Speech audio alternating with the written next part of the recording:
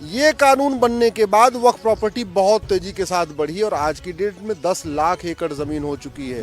1950 से पहले 700 साल की गुलामी में 50,000 एकड़ जमीन थी और पिछले 75 साल में संविधान लागू होने के बाद 9.5 लाख एकड़ बढ़ गई। ये वक्फ एक्ट नहीं होना चाहिए। अगर मुस्लिम्स के लिए वक्फ बोर्ड है तो हिंदुओं के लिए हिंदू दान बोर्ड होना चाहिए।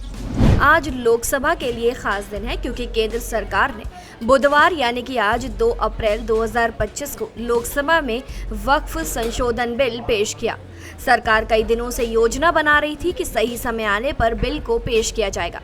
सरकार चाहती थी कि इस बिल को लोकसभा में लाया जाए और जल्द से जल्द पास कराया जाए।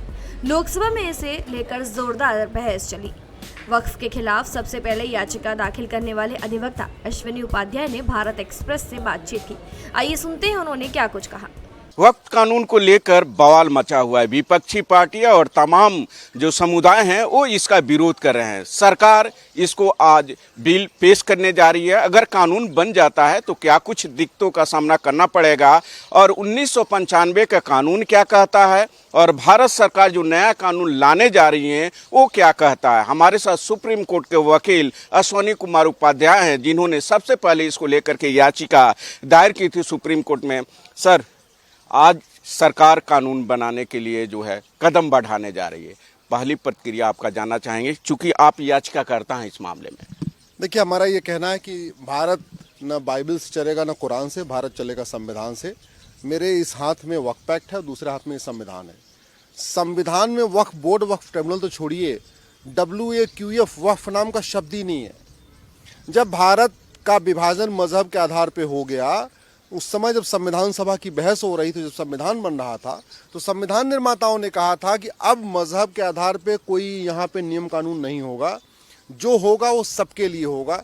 इसलिए आर्टिकल 14 कहते हैं इक्वलिटी बिफोर लॉ, आर्टिकल 15 कहते हैं कि सबको कोई भेदभाव नहीं किया जाएगा। सरदार पटेल ने तो यहाँ तक कह दिया था कि जिनको मजहब के आधार पर कोई विशेष सुविधा चाहिए वो पाकिस्तान चला जाए, भारत में रहेगा तो कुछ भी नहीं मिलेगा। मुगलों के 500 साल के शासन में और अंग्रेजों के 200 साल के शासन में, यानी 700 साल जो गुलामी वाला था, उसमें वक्फ प्रॉपर्टी डिक्लेयर हुई थी 50,000 एकड़। जब 1950 में देश आज़ाद हुआ तो ये हुआ कि भाई भारत में कितनी वक्फ प्रॉपर्टी हुई। तो उस समय जो सर्वे आया था कि भारत में 50,000 एकड़ ज़मीन है।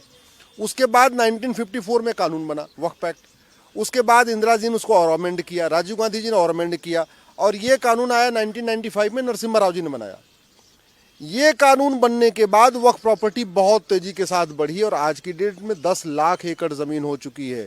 यानी 1950 से पहले 700 साल की गुलामी में 50,000 एकड़ जमीन थी और पिछले 75 साल में संविधान लागू होने के बाद 9.5 लाख एकड़ बढ़ गई।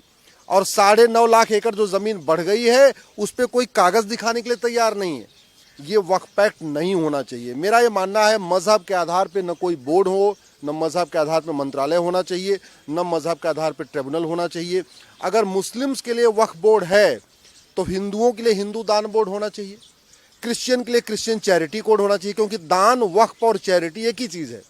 अंग्रेजी में उसको चैरिटी कहते हैं, मुस्लिम उसको अरबी में वक्फ कहते हैं, हिंदी में उसको दान कहते हैं। फिर तो सबके लिए अपना अपना बोर्ड होना चाहिए। अगर वक्फ ट्रिब्यूनल होना चाहिए तो क्रिश्चियन के लिए क्रिश्चियन चैरिटी ट्रिब्यूनल होना चाहिए और हिंदुओं के लिए हिंदू दान ट्रिब्यूनल भी होना चाहिए। सर, 1995 का कानून क्या कहता है और जो सरकार नया कानून लाने जा रही है वो क्या कहता है? देखिए, ये जो 1995 वाला कानून है इसमें तो ऐसी सख्ती दे दिया है कि अगर सुप्रीम कोर्ट जहां भी हम खड़े हुए हैं इसको भी अगर वक्फ प्रॉपर्टी, वक्फ डिक्लेयर कर दे, वक्फ बोर्ड कह दे ये तो सुप्रीम कोर्ट वक्फ प्रॉपर्टी है, तो सुप्रीम कोर्ट के रजिस्ट्रार साहब वक्फ बोर्ड के आर्डर के खिलाफ कोर्ट नहीं जा सकते, उनको वक्फ ट्रिब्यूनल में जाना पड़ेगा। ये पावर देता है। ये मतलब राष्ट्रपति भवन को या प्रधानमंत्री कार्यालय को या संसद को अगर वक्फ बोर्ड कह दे हमारी प्रॉपर्टी है, तो राष्ट्रपति भवन के जो वहाँ पे अधिकारी हैं वो उस कानून को ख़त्म नहीं, उस नोटिफिकेशन को ख़त्म नहीं कर सकते। उनको उसी ट्रिब्यूनल में जाना पड़ेगा, वहाँ जाके अपनी सफाई देनी पड़ेगी। तो ये कानून तो मतलब पूरी दुनिया में अजूबा कानून है। पूरी दुनिया में ऐसा कानून कभी बना ही नहीं है। इवन जो इस्लामिक कंट्री है वहाँ पे भी इतनी शक्तियाँ नहीं प्राप्त है वक्फ बोर्ड को। वहाँ पहली बात तो दुनिया में वक्फ बोर्ड है ही भी नहीं, बहुत सारी देशों में तो वक्फ बोर्ड है ही नहीं। अब जो नया कानून आया है उसमें ये कहा गया है कि आप वक्फ प्रॉपर्टी डिक्लेयर करेंगे तो आपको डॉक्यूमेंट दिखाना पड़ेगा, आपको बाकायदा रजिस्टर में करना पड़ेगा, मनमानी तरीके से, मौखिक तरीके से नहीं होगा। लेकिन ये जो कानून आया है इसके बावजूद वक्फ बोर्ड वक्फ ट्रिब्यूनल चलेगा। हमारा ये कहना है कि मजहब के आधार पर बोर्ड ट्रिब्यूनल नहीं होना चाहिए, और बाय द वे अगर हो भी तो जहां केवल मुस्लिम्स का आपस में झगड़ा हो वो झगड़ा वक्फ ट्रिब्यूनल में चलना चाहिए। भाई जैन धर्मशाला बनती है, मारवाड़ी धर्मशाला बनाते हैं, अग्रवाल धर्मशाला बनाते हैं, सब ज़्यादा जो दान करते हैं वो अग्रवाल, माहेश्वरी, जैन, मारवाड़ी करते हैं। अगर उनके धर्मशाले पे वक्फ बोर्ड कह देगा ये हमारी प्रॉपर्टी है और कहता है तो बेचारे अग्रवाल, जैन, माहेश्वरी को तो वक्फ ट्रिब्यूनल में जाना पड़ेगा, नए वाले कानून में भी जाना पड़ेगा। ऐसे जो सर क्या नए कानून में ऐसा है कि जो पहले कहा जाता था ट्रिब्यूनल का ही फैसला अंतिम फैसला है, आप किसी भी हाई कोर्ट में जा सकते हैं, जो नया कानून आ रहा है तो ये कितना फायदेमंद रहेगा सभी समुदायों के लिए? देखिए बहुत सीधी सी बात है, नए वाले कानून में व्यवस्था दिया है कि वक्फ ट्रिब्यूनल के फैसले के खिलाफ आप जा सकते हैं हाई कोर्ट। लेकिन फिर वही बात है कि वक्फ एक मजहब के लिए अलग ट्रिब्यूनल क्यों होना चाहिए, एक मजहब के अलग से बोर्ड? सवाल ये है, बेसिक सवाल ये है, आप जरा इसको समझिए। एक मजहब के लिए ट्रिब्यूनल होना क्यों चाहिए, एक मजहब के लिए बोर्ड होना क्यों चाहिए? और मुस्लिम्स के लिए वक्फ बोर्ड वक्फ ट्रिब्यूनल, और वक्फ बोर्ड वक्फ ट्रिब्यूनल के चपरासी और जो उतने यहाँ अधिकारी कर्मचारी बैठेंगे उनका वेतन भत्ता गाड़ी बंगला कौन देगा? हिंदू, जैन, बौद्ध, सिख इनकम टैक्स देंगे, हिंदू, जैन, बौद्ध, सिख जीएसटी देंगे, उस इनकम टैक्स और जीएसटी से वक्फ बोर्ड चलेगा। भारत का संविधान का आर्टिकल 27 साफ साफ कहता है मजहब के आधार पे 1 रुपए खर्च नहीं होना चाहिए।